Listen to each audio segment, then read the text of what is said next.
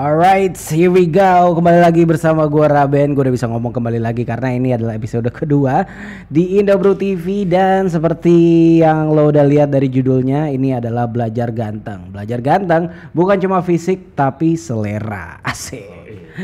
Sekarang gue udah ada temen lagi nih yang akan gue ajak ngobrol. Dia bisa dibilang orang yang suka aktif di belakang kamera. Langsung aja, gue perkenalkan di sini ada Isal. Yo, what's up bro? Oh good, lo gimana? Baik-baik ya? Baik, alhamdulillah. Pernah positif gak sih? Alhamdulillah belum.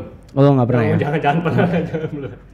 Gak apa-apa, biar tahu aja. Jadi gue gak perlu serius-serius jaga jarak apa gimana. Oke. Ya. Nah, seperti yang gue bilang tadi, ini adalah tentang belajar ganteng. Gue pengen tahu dari Isal ini seseorang yang bekerja di balik kamera, di belakang kamera, foto, video, apa-apa aja tuh? Gue sebagai fotografer dan videografer sih. Oke. Pertama kali lo pengen belajar jadi, atau pertama kali lo pegang kamera, ada sejarah nggak? Oh itu seru sih, kayak gue dulu tuh kan waktu zaman masih SMP SMA lah gitu kan, ngelihat orang yang nenteng kamera tuh kayak keren gitu kan. Kayak keren. Terus kayak gue coba deh iseng-iseng moto itu pun bukan moto yang gimana ya, iseng doang gitu. Cuman kesini pas SMA gue ditawarin buat foto salah satu brand. Itu waktu itu belum dibayar, cuman dikasih bajunya gitu dari brand lokal gitu, clothingan. Iya, brand lokal. Oke, terus? Nah udah gitu gua kayak merasa kayaknya ini bakal jadi hobi baru gua gitu kan. Soalnya selain guanya suka dan emang banyak benefitnya buat gua gitu. Oke. Nah gue pengen tahu juga nih, kalau misalkan lo dikenalkannya kan di situ ya. Abis itu lo sempat belajar lebih serius lagi nggak? Entah mungkin sampai kursus fotografi mungkin atau ngambil kelas-kelas gitu? Oh, kalau gua itu full otodidak semuanya. Semuanya gua lihat dari YouTube, dari belajar dari orang. Soalnya kan gua juga belajar dari teman-teman Instagram juga gitu. Waktu itu tuh lagi rame-ramenya komunitas Instagram. Ya dari situ lebih banyak sharing-sharing, ketemu orang gitu kan. Jadi lebih sharing dari informasi orang. Terus ke banyak ilmu yang dari orang-orang yang baru gitu. Nah kalau misalkan orang yang bekerja di belakang kamera itu biasanya nggak sedikit juga yang ambil kelas, kursus, bahkan ada yang kursusnya sampai puluhan juta. Betul, ya kan? Iya, ada kan kayak gitu ya. Itu menjamin orangnya pandai nggak dengan kameranya? Nah itu menurut gue ya, Kalau menurut gue itu enggak itu tergantung balik lagi ke personalnya. Jadi dia jangan mentang-mentang dia kursus, tapi attitude-nya itu enggak jadi belagu gitu. Jadi belagu gitu. Gua dari sini nih gitu kan. Gua lulusan ini. Lu kurang banget gitu kan, tapi ya itu nggak menjamin sih. Berarti ada tuh ya? Ada banyak banget. Yang udah kursus mahal-mahal, sekolah mahal-mahal, kameranya mahal, fotonya gitu doang. Iya, fotonya gitu-gitu ya, banyak banget yang kayak ada gitu. Tuh yang kayak gitu. Ada banget. Kenapa sampai orang-orang itu seperti itu? Apakah mereka emang nggak mendalami bidangnya berdasarkan cara menggunakan kamera, atau mungkin hanya mereka sekedar belajar dari satu bidang terus udah merasa paling handal? Atau mungkin mereka nggak punya selera? Nah itu jadi kebanyakan orang yang itu ya, yang udah kursus ya, yang selama ini gue temui gitu kan, dia itu kayak udah puas aja gitu. Gue udah di sini, gue udah pasti jago gitu. Dia berpikirannya seperti itu. Cuman di sisi lain banyak orang-orang yang nggak kursus, yang nggak istilahnya nggak sekolah-sekolah fotografi atau video gitu, dia lebih jago atau nggak lebih bagus hasilnya dibandingkan sama yang kursus gitu. Itu apa tuh yang lo, kalau pengalaman lo sendiri, karena kan lo nggak ikutan kelas atau apapun atau kursus, tapi kayaknya lo pun akhirnya mahir juga, dan lo kayaknya punya selera sendiri untuk membuat karya-karya lo di balik kamera gitu. Itu lo apa tuh yang membuat lo akhirnya mengetahui lebih dibanding orang-orang yang mungkin stagnan lah. Oh iya. Jadi gue itu orangnya kayak apa? Kepoan. Oke. Gue tuh kayak penasaran. Ngulik lo ya? Iya, gue ngulik banget. Kayak ini orang kok bisa bikin foto kayak gini, gimana caranya? Gitu kan, soalnya kalau di kursus-kursus itu dia kan step by step kan belajarnya kan. Iya. Jadi kayak misalkan lu ngedit foto warna dulu apa dulu gitu. Nah kalau gua, jadi apa yang gua lihat, gua pengen bisa. Oke. Gitu. Jadi lo menemukan sebuah postingan di Instagram yang fotonya keren banget, lo pengen nyoba juga. Nah iya, gitu. langsung gua ulik, langsung misalkan cari tutorialnya di mana. Soalnya gua jujur aja, gua bukan apa ya yang belajar dari istilahnya. Kalau di fotografi ada namanya segitiga fotografi gitu. Oke. Nah cuman gua nggak belajar dari situ, gua langsung gitu. Oke. Oh, jadi lo mencari sendiri yang bisa dibilang ketertarikan lo itu yang membentuk lo akhirnya punya karakter dan punya selera itu. Iya betul. Ganteng lo itu udah sampai kayak gitu. Gue kayaknya perlu tahu juga nih, misalkan yang nonton juga pengen tahu referensi lo untuk orang-orang kameramen gitu, kameramen, fotografer, referensi lo yang menurut lo keren tuh siapa? Kalau dari segi foto sih banyak banget ya, soalnya nggak selera orang beda-beda pertama ya kan, betul kan. Terus kalau gua sendiri ada yang namanya fotografer itu dari luar, pokoknya namanya itu Brandon Wolfer. Itu tuh fotonya itu emang dia tuh seorang fotografer yang bisa dibilang pelit ilmu. Oke. Cuman hasilnya emang gokil, dia emang gokil. Oke. Tematik semua bagus banget semuanya. Terus kalau dari lokal ada namanya Aska Tobing. Oke. Kalau misalkan pelit ilmu, lo mempelajari dia dari mana? Kalau dia nggak suka bagi-bagi? Nah kalau itu dia soalnya kalau si Brandon Wolfer itu dia lebih ke apa namanya tema foto sama color tone-nya gitu. Oke. Itu lo pelajari sendiri? Gua pelajari sendiri. Itu gimana caranya gua nyamain warnanya kayak dia, terus moodnya kayak dia. Gitu. Nah kalau misalkan itu kan ada dua nama ya. Ada nggak akun-akun Instagram yang mungkin nggak jelas fotografernya siapa, cuma lo suka berdasarkan hasil fotonya gitu? Oh ada, itu ada teman gua namanya itu pokoknya di Instagramnya itu seven mindless gitu, dia namanya Ardi. Sebenarnya gua nggak ngerti dia tuh foto apa, tapi dia bagus banget. Penuh makna gitu dia. Apa tuh yang dilihat lo sebagai orang fotografer juga, apa nih yang lo lihat dari foto orang lain tuh bagus? Kalau menurut gua yang menurut bagus itu foto untuk, jadi ada foto itu ada beberapa genre kan, ada banyak genre. Iya. Kalau dari segi istilahnya humanitarian atau street gitu, gua bisa bilang itu bagus. Si foto itu memiliki cerita, memiliki maksud gitu. Memiliki maksud. Ini apa nih maksudnya nih foto ini tuh, terus atau enggak di dalam foto itu ada ceritanya gitu.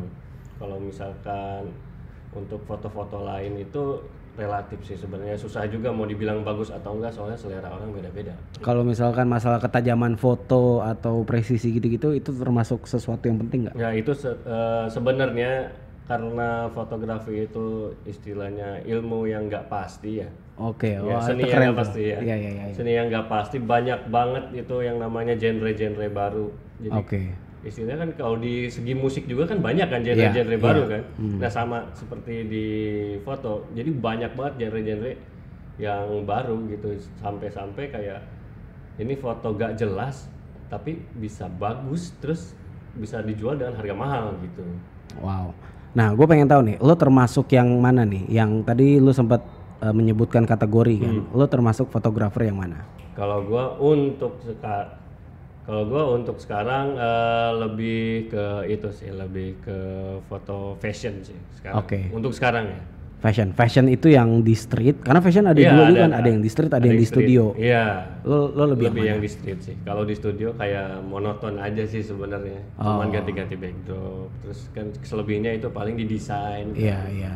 Nah, Kayaknya menarik juga nih karena semua orang di Instagram kan pada suka tuh bikin foto-foto. Kalau foto harus bagus, ibu-ibu kalau foto tuh nggak bisa sekali dua kali, harus terus-terusan berbagai macam angle gitu ya. Nah kalau menurut lo sendiri tips foto yang bagus untuk fashion di street? Ini untuk fotografernya atau untuk si modelnya ini? Wah, kita mulai fotografernya dulu, habis itu modelnya. Kalau untuk fotografernya harus lebih mengenal si modelnya. Oke. Harus lebih mengenal, terus lu harus tahu nih, jadi untuk jepretan 1 sampai 5 itu lu tuh mencari angle dia tuh yang sebelah mana yang bagus gitu. Oh, ini untuk mengenali modelnya. Iya, untuk mengenali modelnya supaya foto itu tuh bagus gitu. Tapi kalau sebagai fotografer melihat lokasi itu gimana? Kalau dari itu penting juga nggak sih? Iya, itu penting juga karena kita kan foto pasti selalu ada tema dong. Yeah. Gue pengennya temanya misalkan lebih kayak Eropaan berarti gitu kan. Kita harus tetap nyari lokasi yang sesuai tema gitu. Misalkan gue pengennya rada-rada old school, berarti kota tua gitu. Oh itu sesuai dengan konsepnya lagi ya? Sesuai dengan konsep. Harus punya ya? Betul. Kalau Eropa berarti harus ke Eropa dong? Waduh enggak juga, banyak kok yang sini kayak Eropa gitu. Pinter-pinternya lu berarti ya? Bener. Itu justru keahlian fotografer ya? Iya, pinter-pinter. Kalau model, orang yang difoto, misalkan ya kan nggak semua orang punya kamera SLR, ada yang pakai handphone doang. Betul. Bisa juga bagus. Betul. Nah kalau misalkan yang cuma model yang ingin bikin foto bagus, tipsnya tuh apa? Tipsnya itu cahaya yang memadahi. Pokoknya cahayanya tuh nggak terlalu over ya, pokoknya kalau bisa di bawah matahari aja gitu. Lebih bagus dan percaya diri. Oh keren tuh, percaya diri karena PD bikin lo ganteng dan cantik. Betul. Dan itu juga menjadi selera. Gitu. Nah ini menarik juga kalau misalkan orang-orang kan udah banyak yang bisa beli SLR, banyak yang seperti lo juga otodidak mempelajari sendiri, belajar dari YouTube. Terus udah nih sebagai kameramen, baik itu foto atau video, diajakin project sama orang. Katakanlah orangnya nih masih teman. Iya. Dan ngajakin lo dengan sifat pertemanan. Oke. Lo udah mengerti ya? Ngerti banget ini. arah pertanyaan gue. Nah, sifat pertemanan itu kadang-kadang menentukan harga. Iya. Nah, lo gimana menentukan harga kalau misalkan, karena kameramen itu adalah pekerjaan profesional juga sekarang ya. Betul. Dan lo butuh foto bagus aja butuh kameramen. Kameramen kalau nggak punya kamera bagus, harganya juga nggak bisa lo samain. Nah, lo sendiri gimana tuh ngadepin teman-teman yang fotoin gue dong? Gitu. Ntar gue ajak makan siang misalnya. Lo gimana? Kalau buat gue sih kalau misalkan temennya deket banget gitu, kayak udah kayak saudara sendiri, itu kayak misalkan ya it's okay lah gitu kan. Soalnya dia tahu susah gua tahu susah dia. Gitu.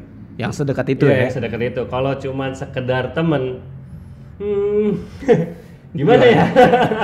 Iya, katakanlah teman kantor lo. Oh, teman kantor lah ya. Lo wedding main juga nggak? Pre-wedding, pre-wed deh.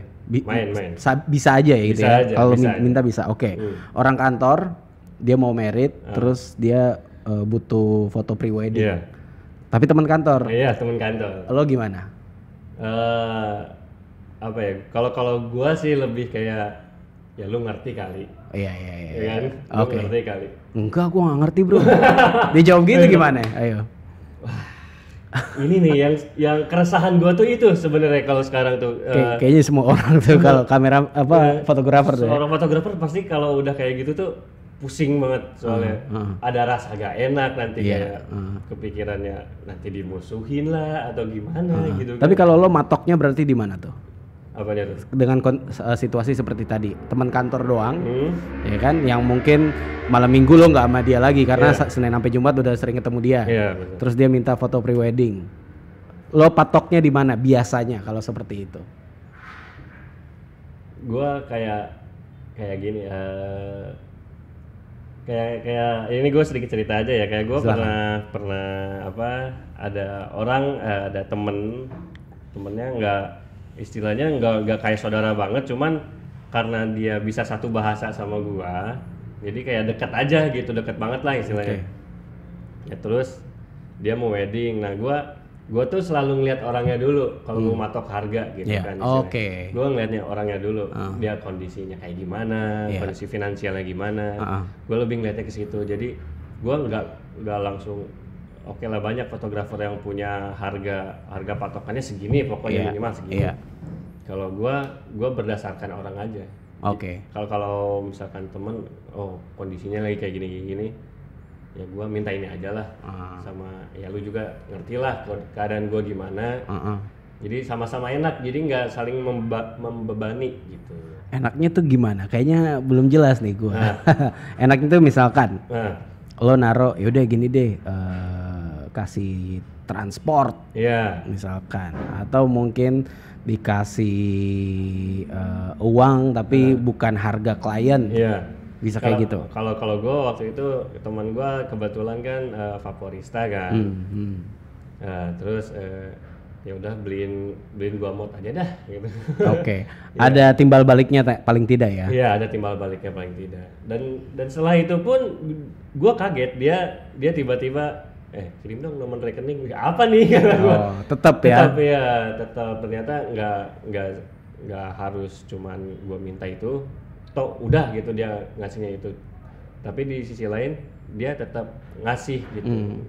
Ngasih mentahnya gitu. Oke. Oh, itu juga tuh. Oke, lo fotoin akhirnya. Katakanlah dibayarnya pakai produk. Iya, produk. Atau abis itu ada transport dikit-dikit lah. Terus dia ngasih ala kadarnya.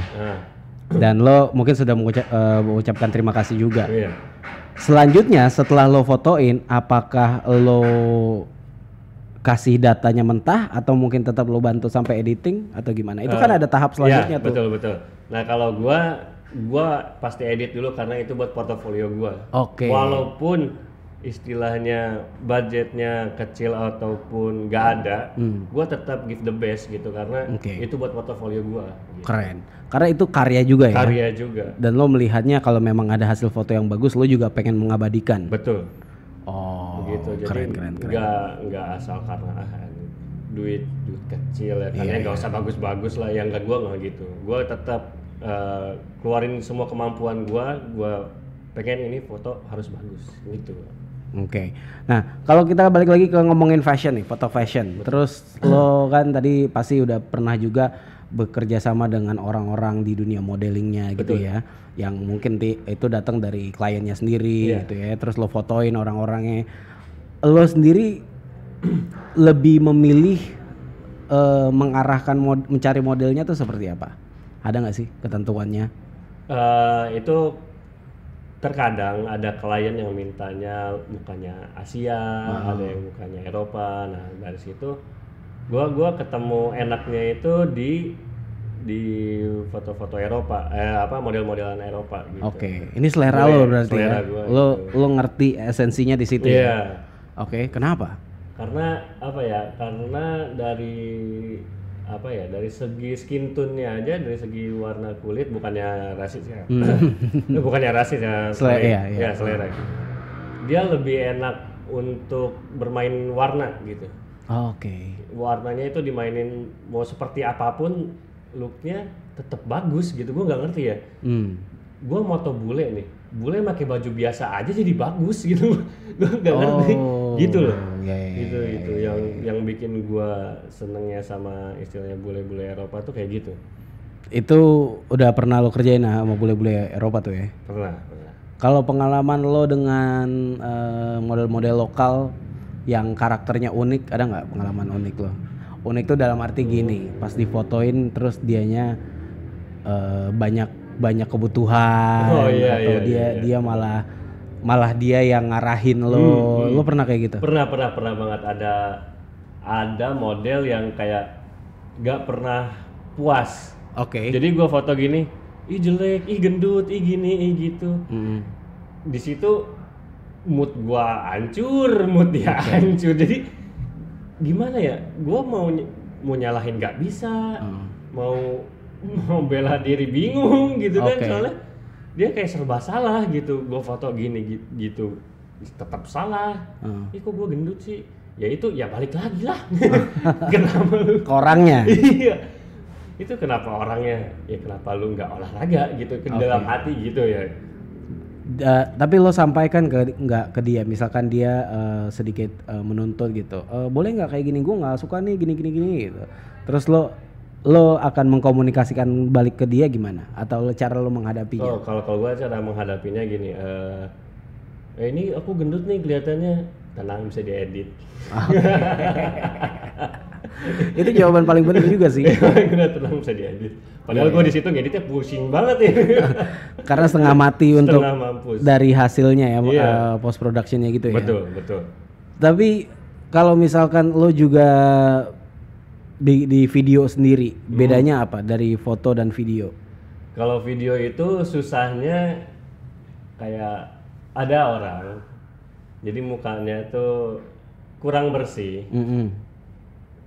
Mas bisa nggak ini dihilangin jerawatnya? Waduh. Video tapi video. Aduh.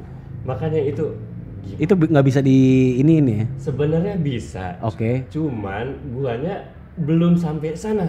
Betul, dan kayaknya itu butuh aplikasi atau software yang lebih memadai. Iya, itu istilahnya lebih sulit lah.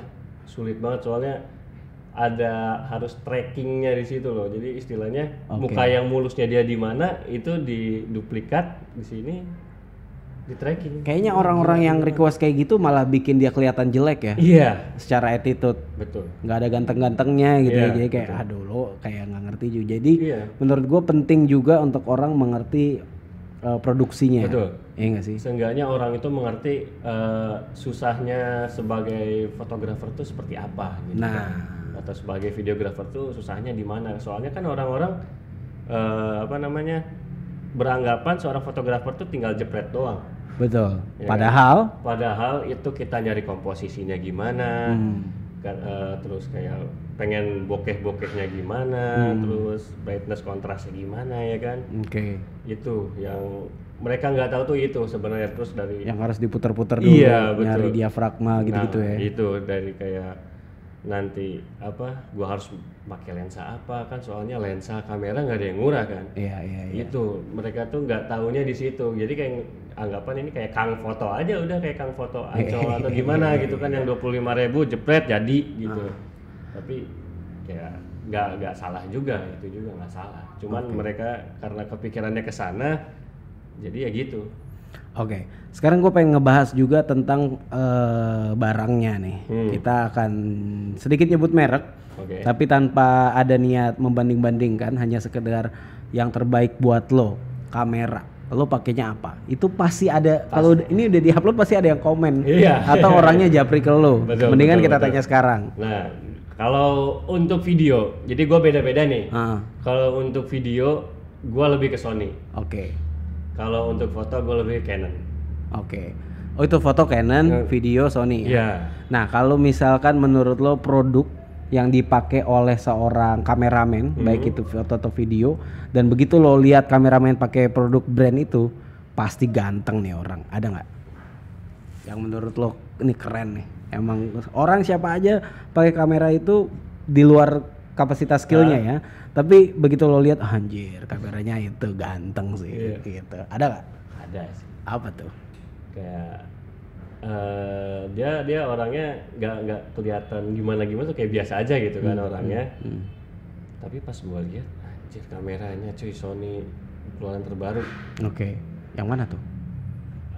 Waktu itu tuh masih pokoknya waktu itu Sony itu baru ngeluarin A79. A79 yang Mark 1. Yang sekarang kalau nggak salah ada yang Mark 2. Dia dengan setelannya dengan looknya penampilan yang sederhana banget, bener-bener nggak banyak omong, nggak apa. Pas dikeluarin dari tas, set.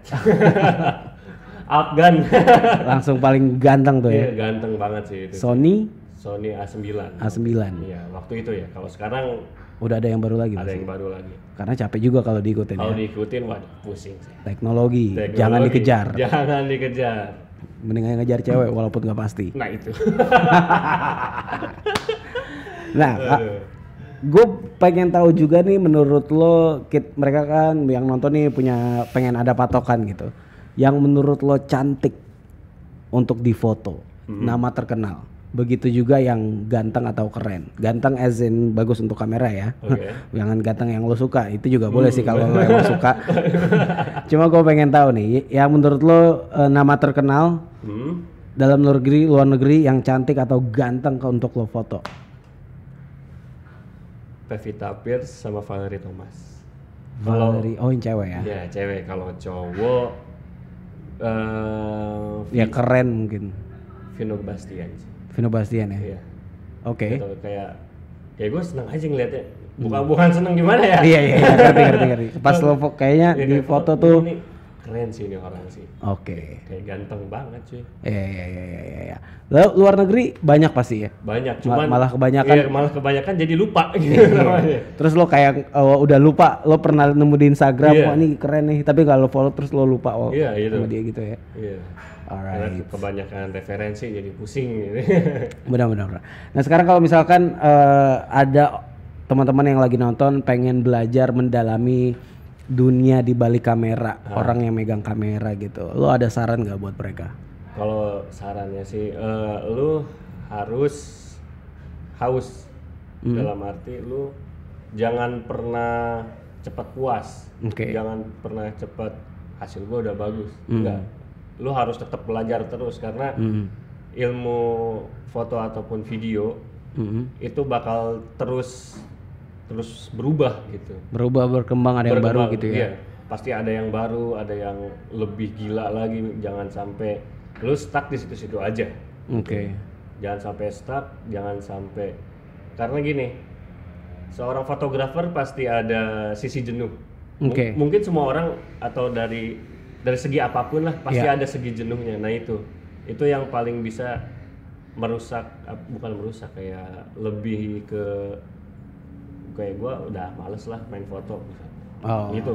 Itu merusak karya lo sendiri, terus juga jadi mentok. Terus mungkin ada tren baru lo nggak ngikutin. Jadi nggak ngikutin, jadi ya lu ketinggalan gitu jadinya. Jadi lu nggak, skill lu di situ-situ aja. Ya cuman segitu udah gitu. By the way, salah satu yang paling tinggi permintaannya, demand-nya itu adalah foto wedding. Betul.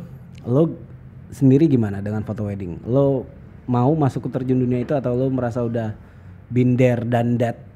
Kayak udah cukup lah gitu. Kalau gua sih lebih apa ya? Karena wedding itu kan kerja tim sebenarnya kan. Iya. Jadi gua lebih seneng itu wedding itu kerja tim, karena ada aja yang kerja wedding itu sendiri gitu kan, foto video diambil sendiri. Cuman karena gua lemah di kayak soal tawar-tawar harga gitu kan, pitching harga, gua itu lemah di situ. Makanya lo jadinya nggak main ke situ. Jadi nggak main ke situ, kecuali kalau ada tim ngajakin, Sal bantuin gue buat foto video misalnya. Oh ayo gitu. Jelas gitu kan. Berdasarkan panggilan aja ya. Iya, berdasarkan panggilan. Kalau bidangnya bukan dunia lo jatuhnya. Bukan sama sekali. Kalau foto panggung? Foto panggung entah itu acara perusahaan atau mungkin panggung dangdutan. Siapa tahu lo dibayar 20 juta buat panggung dangdutan. Nah, itu let's go gitu kan. Berangkat aja kalau angka segitu ya. Gue juga ayo sih. Yang nggak bisa foto juga ayo aja. Iya. Lalu gimana tuh dengan foto panggung? Karena kan itu punya genre dan spesifikasi sendiri. Iya betul. Gua foto lebih kalau misalkan foto panggung gua di klub berarti. Oh, lo lebih milih mainnya di klub. Di klub. Bukan panggung-panggung gede gitu. Oh, bukan. Gua belum ada rezekinya ke sana. Oke. Ya. Cuma kalau diajakin ayo. Ayo aja, silakan. Iya, tapi pernah waktu itu motoin stage di RCTI, pokoknya di stasiun TV. Sama waktu itu tuh yang terakhir tuh Burger Kill waktu di Jakarta Utara kalau nggak salah. Lagi manggung, diajakin temen, Sal, butuh fotografer nih di Burger Kill kan ya. Oh ya udah ayo gitu. Oke. Lo liquid apa sih? Gua make liquid 1 dari Indobrew. Oh, liquid 1. Rasa strawberry milk. Oke. Lo udah ada gincu, udah tahu belum? Wih, gila. Tahu dong. Ya masa nggak tahu. Iya. Pura-puranya ketahuan banget ya.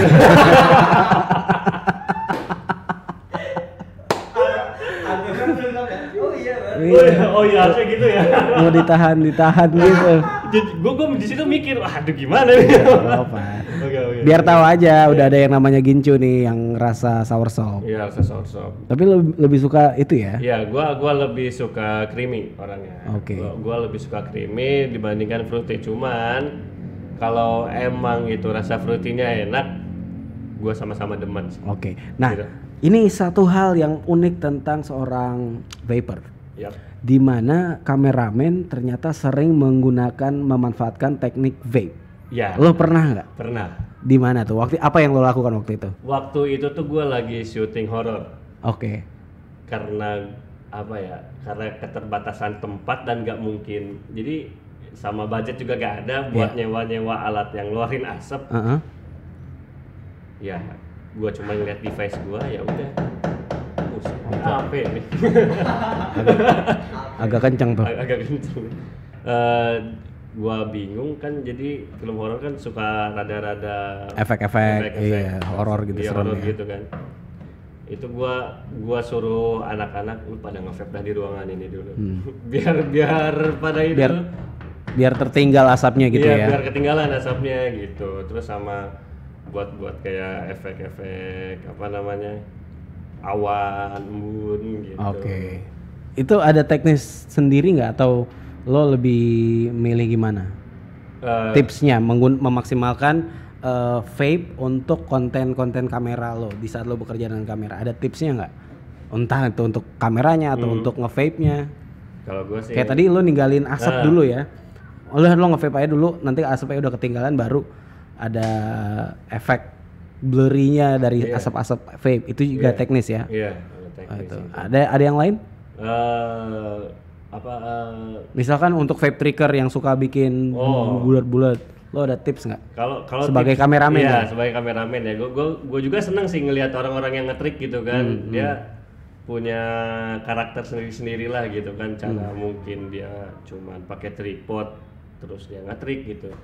Cuman kalau ini buat masukan ya, buat tips-tips dari gua, lu cobain nyuruh teman lu pegangin kameranya maju mundur. Oke. Si kameramennya maju mundur pas dia vape trick ya. Betul. Terus jangan lupa pakai lighting sih sebenarnya. Lighting penting. Paling penting, soalnya kalau misalkan dia ruangannya terang atau gimana, kadang si asap itu nggak kelihatan. Gitu. Kamera maju mundur maksudnya gimana teman? Jadi kameranya itu Gue nge-vape nih. Lo kamera megang. Betul, jadi ada karakternya, di pas lagi gini set maju gitu, biar ada dramatisnya lah istilahnya mah gitu. Begitu, jadi ada nggak terlalu flat di editing gitu kan. Kalau di editing kan dia bisa zoom in zoom out masih bisa, cuman lebih natural kalau apa namanya ada orang yang megangin gitu, lebih enak dilihatnya. Itu, silakan dipelajari, silakan dicoba. Kalau misalkan yang nonton juga pengen nyari tahu karya-karya lo atau mungkin pengen nanya-nanya lebih lanjut tentang teknis lo megang kamera, baik itu fashion atau mungkin video, foto, mereka nyari tahu kemana? Ke Instagram sih pastinya. Soalnya gua cuma ada Instagram. Jadi ada di @isaldz hanya 3 isaldz. Oke. ISAAAL DZ. underscore. Enggak. Oh, langsung DZ. Iya. Isal DZ. Alright deh kalau gitu. Isal, terima kasih banyak men untuk sesi kita kali ini belajar ganteng. Gue jadi tahu kalau misalkan lo udah megang kamera, ya belum tentu lo juga pandai. Lo juga tetap harus punya selera. Betul. Untuk bisa membuat karya-karya yang sesuai dengan karakter lo sendiri ya. Betul. Dari situ, kalau saat lo udah punya selera, lo bisa jadi sedikit lebih ganteng paling tidak, karena menentukan karya lo sendiri. Betul. Alright, Isal, thank you so much. Sampai di sini dulu. Yes, sampai di sini dulu. Belajar ganteng bukan cuma fisik tapi selera. Signing out, thank you.